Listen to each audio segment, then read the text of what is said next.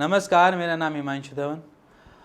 आज आपको ऐसे पेशेंट की थोड़ी बहुत हिस्ट्री बताने जा रहा हूँ जिसने 5 महीने ट्रीटमेंट लिया, आयुर्वेद ट्रीटमेंट लिया, डॉक्टर हेल्थ से ट्रीटमेंट लिया और आज उनकी रिकवरी जो है ऐसा रिकवरी है कि आज की डेट में उनको वेरिकोसिल दिखता ही नहीं है उनकी रिपोर्ट्स में और एज एन उनको सिम्टम्स भी ज़ीरो हैं।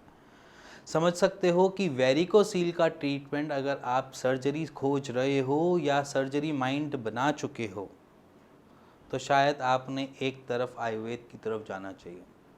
आयुर्वेद इसलिए नेसेसरी है क्योंकि ये आपको ये नहीं कहता कि ये रिकरिंग है।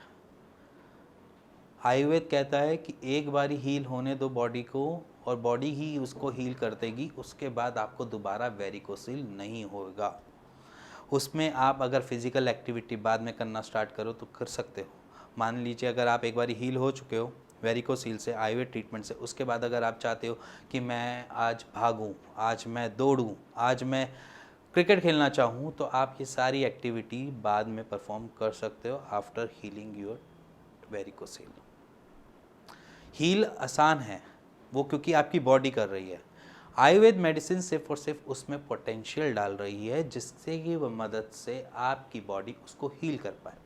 बट यहाँ पर क्या होता है, बेसिकली आप 4 डॉक्टर के पास जाते हो और 4 डॉक्टर आपको सर्जरी रिकमेंड कर देता है, वहाँ पर आप माइंड बनाना स्टार्ट कर देते हो कि अब तो ये सर्जरी ही ऑप्शन है। मैं ऐसी बात नहीं कर रहा कि ये सिर्फ कॉम्प्लिकेशन सिर्फ हमारे ही उसमें है, बट अगर आप किसी एक बीएमएस डॉक्टर के पास भी चले जाए तो वो भी आपको कोई ना कोई आपको रिकमेंड कर देगा इसकी तो सिर्फ एक वेरिकोसील आपको सिर्फ सर्जरी ही ठीक कर सकती है, इसके अलावा और कोई रास्ता नहीं है।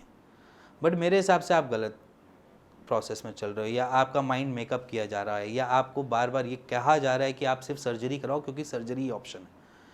बट मैं यहाँ पर आपके सामने रोज़ एक ऐसी रिपोर्ट लाकर खड़ा कर सकता हूँ जिसमें सिंपल ये लिखा होगा कि पहले उसका 4 mm था, आज वो बिल्कुल ठीक हो चुका है। पहले 2.5 mm था, आज वो ठीक हो चुका है। मेरे पास एक हाथ बंधे हुए हैं। अगर मेरे पास अगर रेफरल पेशेंट आते हैं तो कैसे आते हैं, वो इसलिए पूछ के आते हैं कि क्या ठीक हो सकते हैं या नहीं।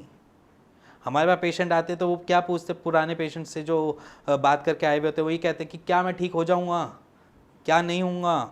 अगर किसी पेशेंट ने उसको बता रखा है कि हाँ मैंने हील किया हुआ है या मेरा हील हुआ हुआ है, तभी उसको एक ट्रस्ट फैक्टर बनता है और वो आता है, हम हमसे पूछता है, हमसे क्योर लेता है उसका और एंड द लास्ट उसको जो रिपोर्ट अपनी देखने को मिलती है वो एकदम से एक मैजिकल टर्न दिखता है उनको कि ये कैसे हील हो गया। आज की डेट में अगर आप आयुर्वेद में भरोसा रखोगे तो अपनी हर प्रॉब्लम को सॉर्ट कर सकते हो बिना किसी सर्जरी से, बिना किसी स्टेरॉइड से, बिना किसी ऐसी मेडिकेशन से जिसमें कोई नुकसान हो या जिसमें ऐसी कोई ट्रबल, ऐसी कोई मेडिकेशन के बिना जिसमें आपको ना कोई स्टेरॉइडल, ना कोई आपकी बॉडी इफेक्ट होती है, ना आपका कभी लीवर जाएगा, ना आपकी कभी किडनी जाएगी, ना ही आपकी बॉडी के साथ चीड़-फाड़ की जाएगी। आप आयुर्वेद के ऊपर थोड़ा सा ट्रस्ट फैक्टर करते हो। अगर आज से 100 साल पहले चले जाओ तो कौन सी एलोपैथी थी, कौन से एमबीबीएस डॉक्टर थे, कौन सी ऐसी टेक्नोलॉजी थी जो आपको इन सब चीज़ों से क्योर कर देती। तब भी वेरिकोसील होता था, तब भी हैवी वेट लिफ्टिंग होती थी, तब भी अखाड़े चलते थे, तब भी सारी प्रॉब्लम्स होती थी, बट उसका क्योर जो था वो सिर्फ और सिर्फ हर्ब्स थी। बट यहाँ पर हम क्या है, चीज़ों को अपने टाइम की वजह से उससे बचते। आज तक हम बचपन से बड़े होते तक हम क्या करते हैं, अगर फीवर है तो क्रोसिन की टैबलेट खा लो, अगर सर दर्द है तो डिस्प्रिन की गोली खा लो, निमोसिलिट खा लो। बस हमको आसपास जितने भी केमिस्ट शॉप्स हैं कुछ वो रिकमेंड कर देते हैं, कुछ हम जिन डॉक्टर के पास जाते हैं वो हमको रिकमेंड कर देते हैं। अच्छा, उनके पास जाते हो, अगर वो आपको कहते हैं कि दर्द हो रहा है तो दर्द हो रहा है तो आपको दर्द की गोली लिख देता है। कभी आपने अपने प्रिस्क्रिप्शन को खोल के जांच किया है कि आपकी जो बीमारी है उसके ऊपर उन्होंने काम किया या नहीं किया?